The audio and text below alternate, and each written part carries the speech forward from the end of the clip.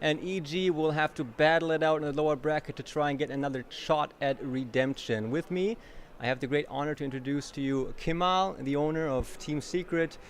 Kemal, thank you so much for taking the time. Thank you. How are you feeling, man? Obviously, a little tired.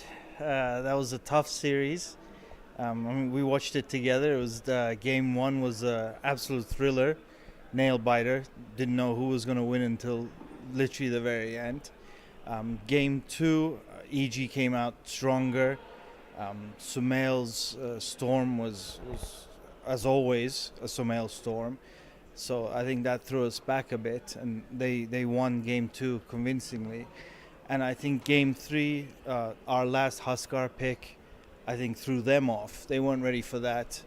They didn't even consider banning it or picking it themselves. And some teams in this major talked about Huskar being, this major's hero. So we went for it, and obviously it worked out well for us, and got us a spot in the grand finals. So.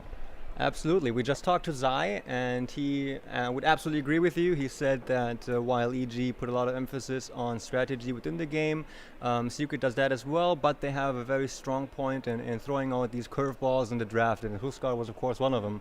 So that worked out extremely well for you. Now, before we go further into talking about this here, I did want to take the time to quickly give you also a chance to introduce yourself to the community. And I would like to start off by asking you the question, how did you get into Dota 2? Well, actually, I used to play a lot of mobile games, like Clash of Clans, and other games of that sort because it was easier, it was quicker. And then Clash started taking up a lot of my time. So after a while, I got bored of it, and I wanted to do something harder. And a friend of mine said, you should really look again at League and Dota.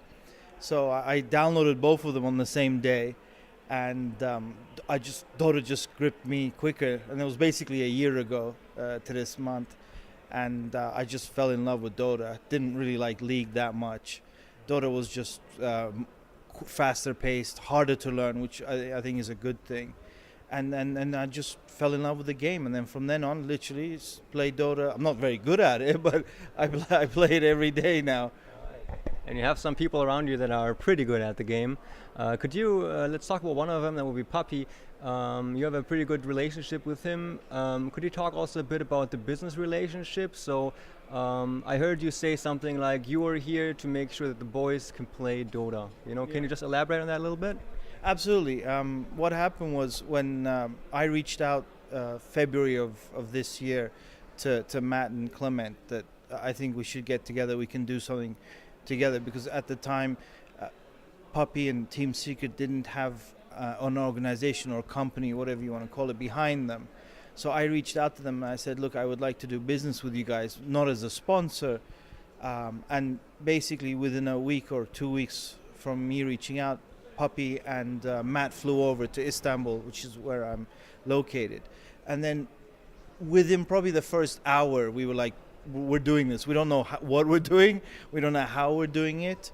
But we're like, this is what all three of us wanted. And, Puppy, for him, Team Secret, it's his idea. It was his creation. It's his baby. But I think that, as you said, what I have to bring to them is they shouldn't worry about other things other than Dota. I think when they start to think about, I gotta, in between games, I gotta talk to sponsors, or I gotta do this, or this guy's coming, that guy's going. I think that distracts from what they're here to do, and that's basically that they're here to play Dota, or at any other event, or leading up to an event. They should be solely focused on drafting, on picking, and on playing well. And Dota or esports is just like any other sport. That's why it's called esports. You can't have soccer players, basketball players, or anybody going into an event thinking about, maybe I should do this, or maybe, having something at the back of their mind that's taking their attention, especially in a game like Dota that's actually a very quick game. I think esports is a lot quicker than any sport in general. CSGO is the same way. You have less than a second to make a decision. Do you go in? Do you not go in? Do you ulti? Do you freeze? Do you run? I mean, and it's easy to look back at games and being like, oh, that was a mistake, or I went too far. But when you're sitting in that booth under that pressure in a finals match, upper bracket finals match, going into a grand finals or the grand finals itself, it's a whole different topic. So Absolutely. And you're enjoying yourself a lot at this event. How do you treat it? Is for you like just some kind of retreat? I mean, I can imagine that since you have a very strict business background, this is like a polar opposite of your normal day-to-day life. Can you talk about your experience of an event such as this? well, I don't know if I'm enjoying it 100% because you were sitting next to me and it was pretty nerve-wracking against EG. But yeah, absolutely, it's something very different from my normal business. This is a passion of mine too, so I don't treat it as a business either. And traveling with these guys, staying with them, spending literally 24 hours with them, it's a whole different experience, and it's something that I think a lot of mainstream people do not know yet. I think esports games is still new to the general public. Obviously, people like yourself, people that follow Dota, CS:GO, LoL, any kind of, they're already into it, they already know about it. But I think when the general public, when you say, I go to esports events, right, they're like, what is that? Like, what happens? Like, oh, it's just kids playing games, Yeah, computer games. These kids get paid to play. That's crazy, And then you get the typical comment like, oh, I could do that. I play an hour a day, and it's nothing like that. So, yeah, I mean, this is a very different. It's a lot more relaxed. It's not really how you would run a business. But that was the whole point of Team Secret to begin with. We wanted something different.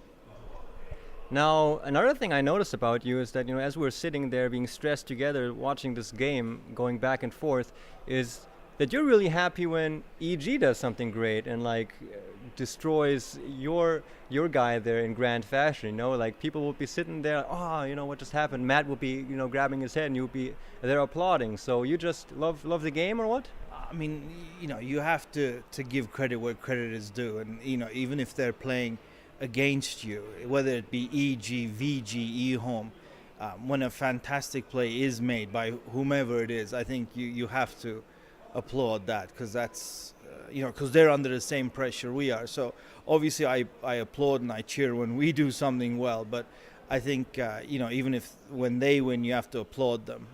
It's gentlemanly conduct. So especially when they do a great play, whoever it is, you got to applaud them.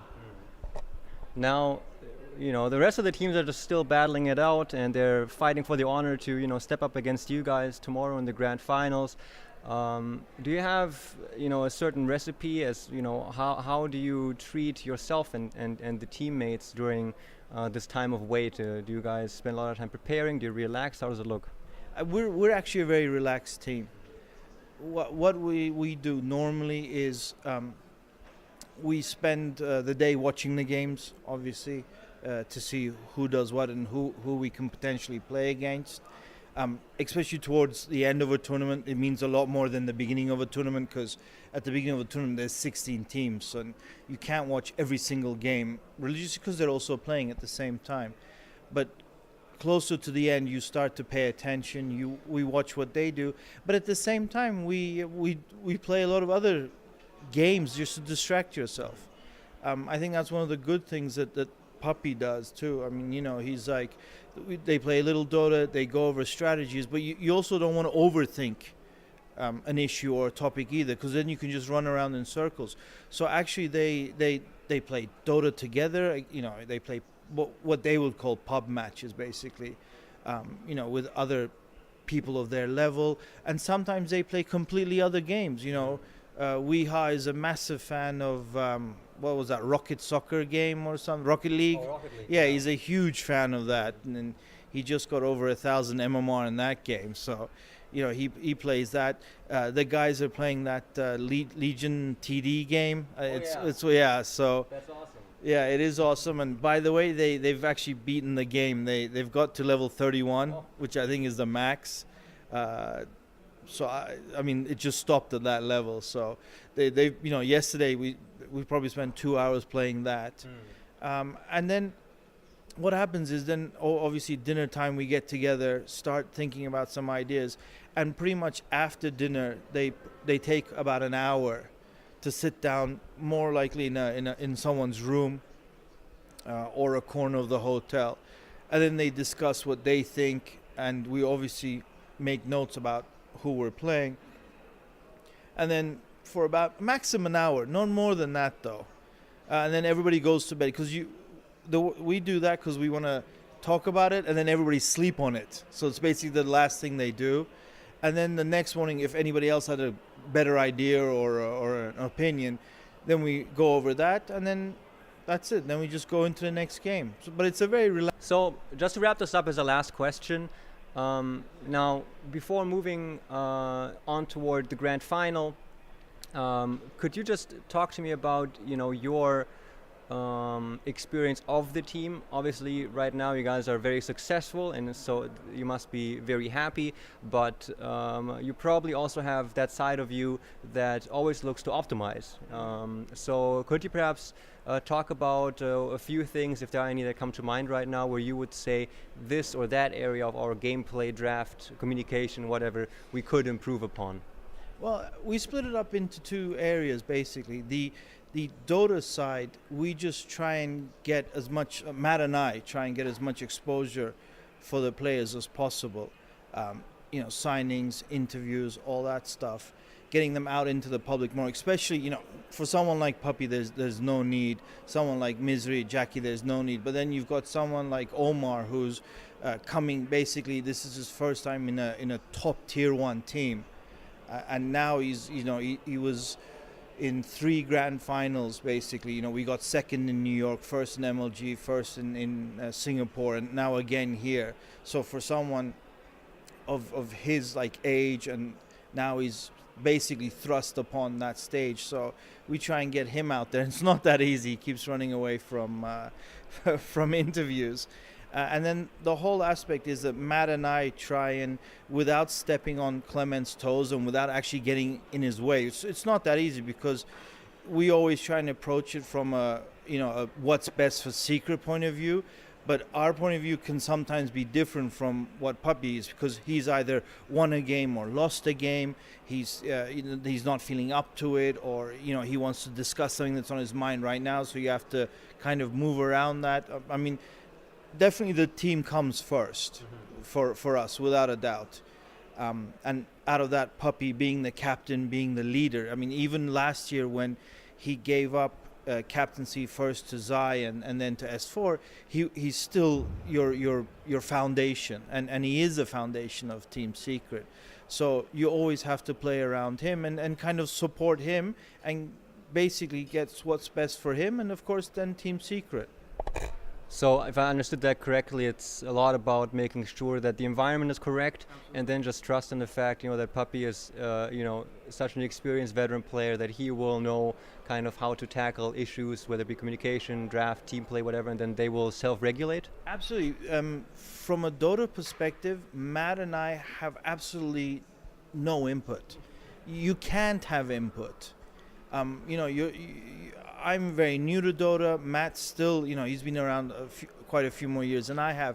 But still, how can you tell someone like Puppy or Envy or Misery or these guys that have been in the game for so long, and anything that pretty much I can think of, not only have they thought about it, they've probably done it, they've probably run it, so pretty much never would I ever comment on a Dota thing. Maybe if he missed something or says it wrong or remembers it wrong is probably pretty much the only thing that I can ever correct Clement on.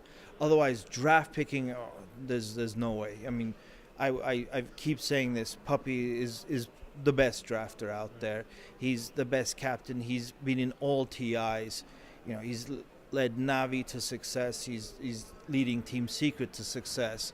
So for anyone to come and even, question what he calls or question his ideas, other than a top-ranked player, I don't think it's possible. It's like telling Ronaldo or Messi how to take a free kick. It's like they know better than you do. So.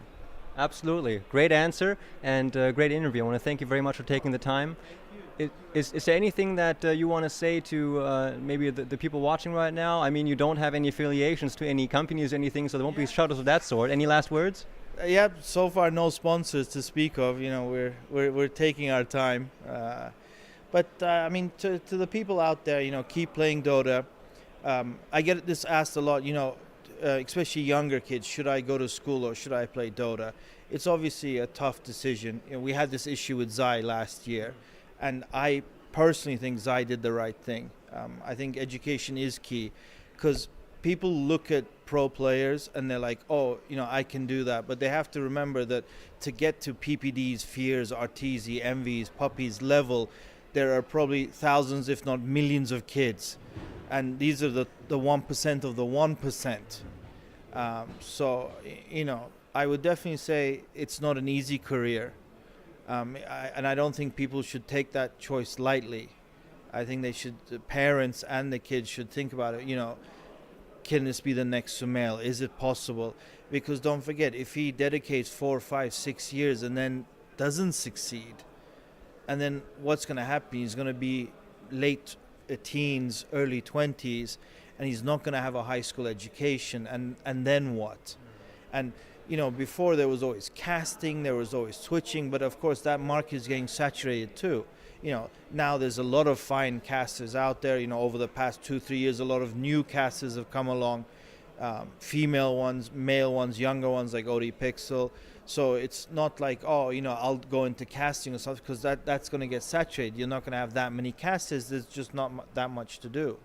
So I think, you know, people should look at it as a whole. But obviously, I think people should keep playing and balance it. Play, study, work, play, and then see if that's something that they feel passionate that they can do as a living.